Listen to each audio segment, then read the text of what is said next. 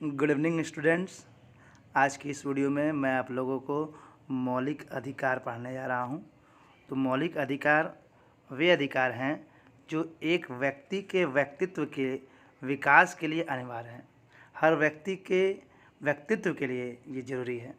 और जाति, जैसे यहाँ पर कई जातियों के लोग रहते हैं, रंग कोई काला है कोई गोरा है, धर्म हिंदू मुस्लिम सिख ईसाई, नस्ल लिंग पुरुष और महिला कि अंतर किए बिना हम इसका उपयोग सभी के लिए किया जाता है। संविधान के भाग 3 में इसका उल्लेख है। मौलिक अधिकार जो है संविधान के भाग 3 में है। ये इम्पोर्टेंट क्वेश्चन, ये क्वेश्चन यहाँ से बनता है कि संविधान के किस भाग में मौलिक अधिकार का उल्लेख है। और भाग 3 में अनुच्छेद 12 से 35 तक में संविधान का मौलिक अधिकार के बारे में डिस्कस किया गया है, बताया गया है। संविधान के भाग 3 में मौलिक अधिकार के बारे में बताया गया है। और किस अनुच्छेद में? अनुच्छेद 12 से 35 के बीच में मौलिक अधिकारों की व्याख्या करता है तथा भारतीय नागरिकों की अनिवार्य स्वतंत्रता के लिए मैग्ना कार्टा का निर्माण करता है। ध्यान समझिएगा। मौलिक अधिकारों की व्याख्या करता है। मौलिक है हमारे अधिकारों की व्याख्या करता है तब भारतीय नागरिकों की अनिवार्य स्वतंत्रता के मैग्ना कार्टा का निर्माण करता है। यह अधिकार न्याय संगत और आवश्यक हो तो न्यायालय द्वारा इन लागू भी किया जा सकता है। जो अधिकार हमारे जरूरी है वो न्यायालय द्वारा लागू भी किया जा सकता है। मूलतः 7 मौलिक अधिकार थे, लेकिन देखिए यहाँ से एक इम्पॉर्टेंट क्वेश्चन बन रहा है। लेकिन 1978 में 44वें संविधान संशोधन के द्वारा संपत्ति के अधिकार, ये पूछा जाता है एग्जाम में, संपत्ति के अधिकार को हटा दिया गया। इसका मतलब पहले 7 मौलिक अधिकार थे, लेकिन 1978 में 44वें संविधान संशोधन के द्वारा संपत्ति का जो अधिकार था, संपत्ति के अधिकार को हटा दिया गया। और भारतीय संविधान निम्नलिखित मौलिक अधिकारों की गारंटी देता है।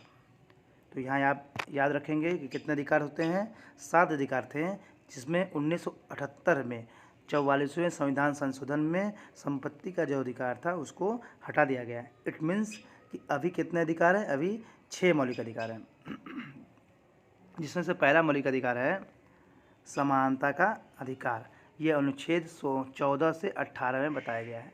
अनुच्छेद 14 से 18 के बीच में हमें समानता के अधिकार के बारे में बताया गया है।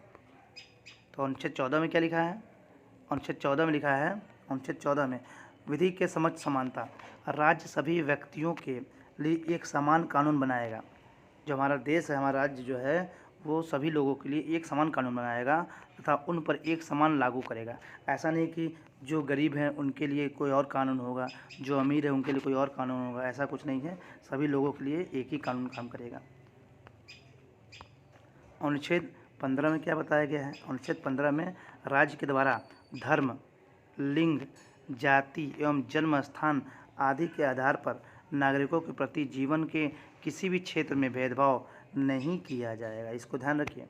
राज्य के द्वारा धर्म, हिंदू मुस्लिम सिख ईसाई, लिंग पुरुष है महिला है, जाति है कोई भी जाति है, एवं जन्म स्थान आदि के कोई कहीं पैदा हुआ है, उसके आधार पर नागरिकों के प्रति जीवन के किसी भी क्षेत्र में भेदभाव नहीं किया जाएगा। भेदभाव आपको पता होगा क्या होता है, अगर किसी को दिक्कत तो पूछ लेगा।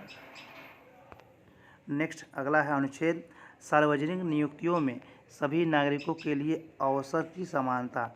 ऐसा नहीं है कि जो छोटे लोग हैं या बड़े लोग हैं सबको समान अवसर दिया जाएगा। किसी को अधिक या किसी को कम अवसर नहीं दिया जाएगा। जिसको जितना हक है उतना अवसर उसको दिया जाएगा किसी भी नियुक्ति के लिए।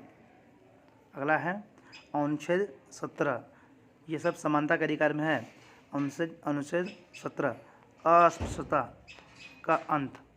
अस्पृश्यता के उन्मूलन के लिए इसे दंडनीय अपराध घोषित किया जाएगा। अगला है नेक्स्ट अनुच्छेद 18 उपाधियों का अंत। सैनिक और शैक्षिक उपाधियों के अलावा अन्य उपाधियों का अंत।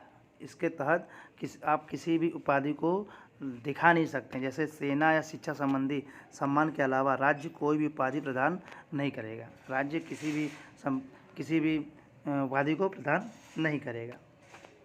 अब अगला अधिकार है स्वतंत्रता का अधिकार।